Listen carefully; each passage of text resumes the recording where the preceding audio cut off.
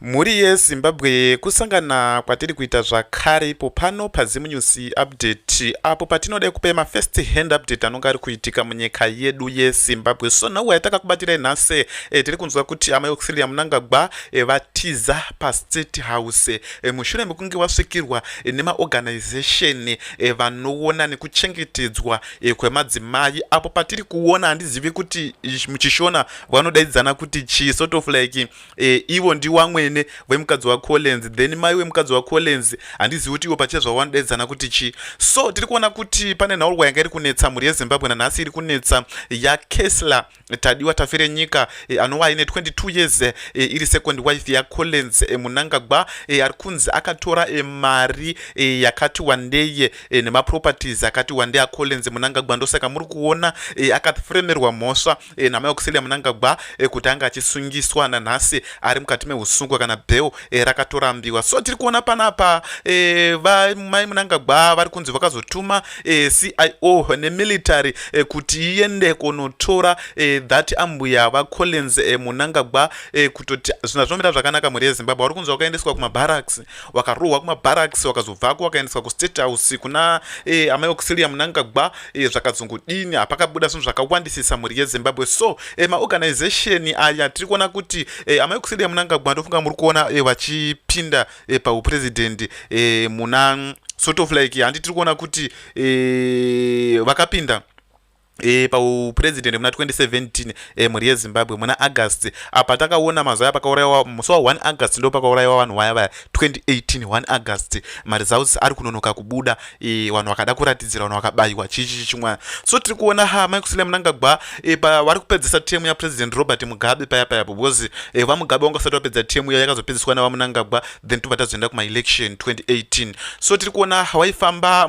madzimai vari kubereka vari kuita sei vachidii vachina nemadishi nezvinhu zvakasiyana siyana vachitonga sort of like munhu akanaka. Tarisai muone nawo zvavakuita vakurovesa vanhu. Ndofunga muri kuona ndeambuya vashona ava kurohwa kwesuku kudunduira kwesuku kurova and hanzi vairohwa nevanhurume chichi chimwe mazisoja achanga vanga vari vanhurume chichi muri kuona kwesuku kurohwa kwesuku mabarracks vakadombofenda vakamuka futi chichi chimwe chakachaya muri yeZimbabwe. Zvinhu zvinotombomira zvakanaka. Ndofunga tiri kuona kurohwa kwesuku kudunduira maropa isakadunduira zvinhu hazvina kumira zvakanaka muri yeZimbabwe. So ndine maupdates mairi ndichazokuendesai futi kuna mai sort of like vari kunzi vakomba nzete vanhu vakabayiwa muna 2018 iwawo. Nhauwa yacho iri kuramba ichienderera mberi iri kuramba ichinetsa kumatare edzemhosva. So tira kuti tiwerenge tese panapa tione kuti zvakamira sei. Tiri kuona panapa kanyorwa kunzi the mother of two sisters of Kesla tadiwa tafire nyika the 22 years old second wife of Collins Mnangagwa, a son of President Emerson Mnangagwa, were arrested in Bulawayo yesterday and remain in custody. Kesla was arrested on August 4 and charged with possession of drugs. She was granted 1,000 bail by the High Court today. However, news coming from sources at Chikurubi prison says there is an instruction to arrest again tonight before she is released. According to reliable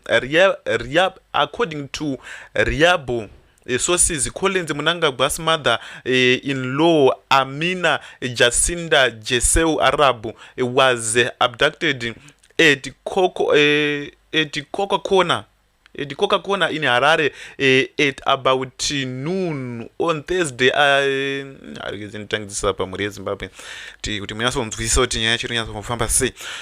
According to reliable sources, Collins Mnangagwa's mother-in-law Amina Jacinda Jeseu Arabu was abducted at Coca-Cola in Harare at about noon on Thursday, August 13. She was driving home to Sunningdale after attending court where her daughter had been denied bail. The source said Amina was taken to one commando barracks and questioned about 4 million that interrogators claimed belongs to Collins Mnangagwa. During the interrogation where during the interrogation, water was allegedly poured over the cover face, and she was beaten with sticks and baton. Her interrogators reportedly told her that she would be punished if she failed to produce the money. The sources said she fainted repeatedly, but was forced back onto her feet, and that she interrogation could continue. Tikona hanzi wakarohwa wakatombofenda chimwe, but wakatongomunzwa kutongodzi nyaya yobva yatanga kutoenderera futi mberi chakatochaya mhuri yeZimbabwe. So ndima yeAuxillia Mnangagwa ari kukonzeresa zvinhu zvese izvi. Uku ndo amai wenyika wetinototi ndoanofanira kuchengetedza kodzero dzemadzimai, but ndiye atori pamberi kutoti anga achiita zvinhu zvaari kuita izvi. Amina was reportedly later taken to State House and handed over to the First Lady Auxillia Mnangagwa, who allegedly assaulted her while demanding the money and title deeds for properties registered in Chatsva's name. Chatsva is pregnant with Collins Mnangagwa twins. The sources said the First Lady shouted, waisa mwana wangu muhari mubudise, meaning you bewitched my son, remove the she also allegedly ordered Amina to stay away from her son and threatened that if Chatsva were released from prison, she would send people to cut open her stomach so that unborn babies would die. The First Lady allegedly demand that Amina surrender all the title deeds and return her son's money. Amina was reportedly taken back to one commando barracks before eventually being released. The family subsequently sought refuge in Bulawayo. Sources said Amina and her daughters were arrested at a lodge yesterday and charged with a possession of drugs which they maintain were planted on them. Tirikuona panapa mhuri yeZimbabwe ringonzi nyaya iyi hatingori yekubikira kani hapatomborina kana nenyaya apa. So tira kuti timbopinde mucomment section then tozoenda kune nhauwa yamaiwopa muchinguri kashiri tione kuti zvinhu zvacho zvakamira sei. So tirikuona panapa engineer baby ari kutoti what surprised me is that journalists like you rush to report stuff like this where you know very well that they had been benefiting from the very same system beating them now. Why should we have empathy for such? It's not our concern at all. Who ask you to have ndihopo chimwe the big journalist ari kupindura esherikezeti dzokere panapa. Tiri kuona panapa pakanyorwa kunzi ndofunga tiri kuona emavideos acho avari kuenda kusaidi kwacho wanga uri kuenda kustate house apa ari kurohwa ari kupinwa mhuri yeZimbabwe. Chinonetsa ndechekutozorwa nemakopyright nenyaya yemasongo ari papa ndo mota dzacho idzi mhuri yeZimbabwe. Tiri kuona panapa Collins appealed waste of years. Can someone put it in simple terms for me? Clearly, if she was arrested, it's because the police is onto something. She could be the cartel leader.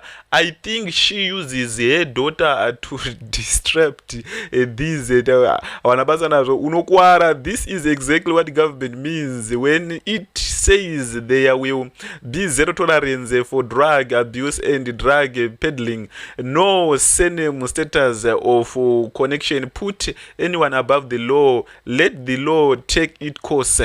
Trikuona panapa mhuri yeZimbabwe ndo zvimwe zvezvinhu zviri kuitika. Tira kuti tiende bepanhau repindula tione kuti nhauwa yamaiwopa muchinguri yakamira sei mhuri yeZimbabwe. Tiri kuona kuti amaiwopa muchinguri tiri kuona panapa defense minister opa muchinguri says she is not in contempt of court or failing to pay 25,000 in compensation to a victim injured during the army shooting in Central Harare on 1 August 2018. Pakashudwa vanhu paya maiwopa muchinguri ndo vari kunyanya kupiwa mhosva yacho iyoyo yekuti imimi ndimi makakonzeresa kuti zvinhu zvinge zvichidini zvinge zvichiita semuitiro zviri kuita iwo, but tiri kuona kuti zvinhu hazvina kutombomira zvakanaka. Tira kuti tiverenge tese panapa tione kuti chii chiri kunyatsa kumboitika. So tiri kuona panapa kanyorwa kunzi defense minister wepamuchinguri says she is not in contempt of court for failing to pay 25,000 in compensate to a victim injured during the army shooting in central Harare on 1 August 2018. Muchinguri said the payment is waiting approval from Finance Minister Mtoli Ncube, who she said is the responsible authority. Akuchopinda mjeri because anganzi anopinda mjeri kwe 6 months ndo mataredze mhosva zvanga kataura muri yeZimbabwe kutoti kana zvakadaro iwo ndopinda chi mujeri kwe 6 months muri yeZimbabwe. So tiri kuona pana pakanyorwa kunzi she also argued that complainant had to include Ncube in the court proceeding so that he can give a clear position on the outstanding payments. Muchinguri faces a potential 6 months jail term for contempt of court after allegedly defying a high court order to pay 25,000 to Zakeo Mutimutema, who was injured during the shooting. The application seeks to have the sentence suspended if Muchinguri pays the amount within 7 days. Mutimutema, a former Zimbabwe Congress of Trade Union ZCTU employee, suffered serious ear injured from glasses shed when soldiers opened a fire on when soldiers opened fire on an office building during the post-election protest on 1 August. In July 2025, the High Court ordered Muchinguri to pay 25,000 in damages after an agreement between the however, her opposing affidavit, Muchinguri said she had not deliberately dissolved the court ordered and argued that she was waiting for the finance minister to approve the payment of treasury. There was no willful disobedience, no neglect on the part of the respondent, was the have already instructed treasury to make the payments to the applicant. However, we are waiting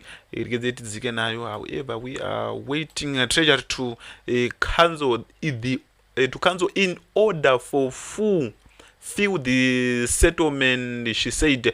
Tukona pana pamuri yeZimbabwe inawaye kubaiwa kwa 2018 pari kunzi pane murume angadi uri kutoshanda zvake muofisi make muri yeZimbabwe, then akangorohwa necrossfire chimwe haana kana mhosva angatsi kuprotesta atori muofisi make, ndiye ari kusumudza nyaya yekumatare mhosva ari kuda kukompensetwa 25,000. So amaiwo pamuchinguri dare remhosva ranga rati vakatadza kukompenseta mari iyo vanogara mukati meusungwa kwe 6 months muri yeZimbabwe. So amaiwo pamuchinguri nekutyiwa kusungwa vari kuti handina kuramba kubhadhara mari iyoyo, tiri kungomirira approval kubva kuna Mtoli Ncube vanova vari minister of finance. Ndo mamiriro akaita nhauwa dzetinadzo pano. So tira kuti tidzike panapa. Ndofunga muri kuona munhu kukwadzwa kwesoku muri yeZimbabwe hazvina kunaka izvi zviri kuitwa nauyu. Tiri kuona Hope Ching'ono anga ari kunetsana futi naVanelson Chamisa zvakasimba chaizvo chaizvo. Tiri kuona panapa ibe panhau reZimLive iri Collins Mnangagwa in law held jet grounded in Dubai escape drama. His second wife Kesla Tafirenyika to be arrested on fresh charges as investigation hand. Mai Mnangagwa hazi kutombomuda chechi, hazi kutombomuda kawana adototsika akatoita zvekutamba nokunotourayiwa chichi chakatoita mafanizi chechi anokunotourayiwa zvekutourayiwa zvezve. Tiri kuona mapostori ari kunetsana muri yeZimbabwe, mapostori ari kunetsana hazvina zvinotombomira zvakanaka. Ndofunga tiri kuona ndo nhauwa yacho iyi muri yeZimbabwe Tafirenyika. Ndofunga muri kuona a video shows Kesla Tafirenyika driving her luxurious vehicles behind a blue light. Tiri kuona panapa vanga vachiri kunakirwa pachii chimwe wachifamba nemamotakid nemachichi chimwe kudhara kumhuri yezimbabwe. But now wamukati meusungwa zvinhu hazvina kumira zvakanaka, zvinhu zviri kubhoila ichecheizvo. Ndinonga tiri ndingori nyaya kwese kunana zimu live kunana chichi chimwe ndingori nyaya yese iri kutopisa nyaya tiri kuona panapa. Munganguri 4 verse 5 yoti when we warned you kuti garai makapfeka bhutsu dzekumhanya makasaiza mene shamu yakabatwa namaauxilia musadherere munokwapurika. Auxilia vari kutobvaidza checheko mukazoka atori nemwoyo wakaoma cheche. Ndofunga muri kuona ndo zviri kuitika zvese izvo. Izvi zviri kuitika kwese zvakangozara kwese kumhuri yezimbabwe. So ndo mambiri akaita nhauwa dzetinadzo pano mhuri yezimbabwe apo patiri kuona rekezai timbodzike panapa. Pakaipa. Ndofunga muri kuona mapictures ese. Iwe uri kusiria iwe Auxillia ari kunyora national Auxillia wakajaira kuisa vanhu muhari zvishona dzake dzari kunyora kunyora kuti iwe Auxillia unoverengawo sei. So tiri kuona pana mamhuri yezimbabwe nenhauwa dzataya takakubatirai pano tichikuzivisai zvimwe zvezvinhu zviri kuitika munyika yedu yezimbabwe. Ndo basa redu pano retinokuzivisai. So tiri kuona panapa Collins Mnangagwa ari kutukwa neruzhinji. Collins Mnangagwa iyeyo message regedzai. Collins, if you hear this wherever you are, ndikuziva kuti ukuzviziva, bata kamunhu kako. Bata kamunhu kako. Inini I'm not a green, I'm not a Zimbabwean citizen inini, right? I'm a British citizen, I'm protected. And the foreign affairs already know. And all of this has been recorded. What's your thugs? Your thugs come here to disturb our peace. We're here as a family, doing our own things. We're not even politically affiliated to anyone. We are not a threat to anyone. But mahure emuzano PF akufunga vanotonga nyika ivo. Apashata mhuri yezimbabwe ndo kana tichiri kurangarira mashoko akadaidzwa navanhu painauguration yavaMnangagwa muna 2017 pavakatorera vamugabe vachiti mama ziva nezvemapoto siyana nezvazva kuitwa naGrace. And now Grace angatori nani because Grace aingoita zvekungozvishidzirana. Uyu anotoita zvekutorova vanhu achitoita sei achitoita zvinokuitwa nemurume wake ndo zvanotongoita. Grace anga ari nani, murume wake anga ari nani, uyu ari wese, murume wake ari wese. Saka zvinhu zvacho mhuri yezimbabwe hatizivi kuti zvichapera sei. Uku saka angatadza kutonga nyika zvese hainini hapanonetsa kanya kwakatonza totonga nyika notoitonga because hapana chichimwe hapana. Ndianiko uyu afa uyu mhuri yezimbabwe? Tiri kuona comrade Susan Vera chimwe, tiri kuona comrade washaika member former central committee member chichi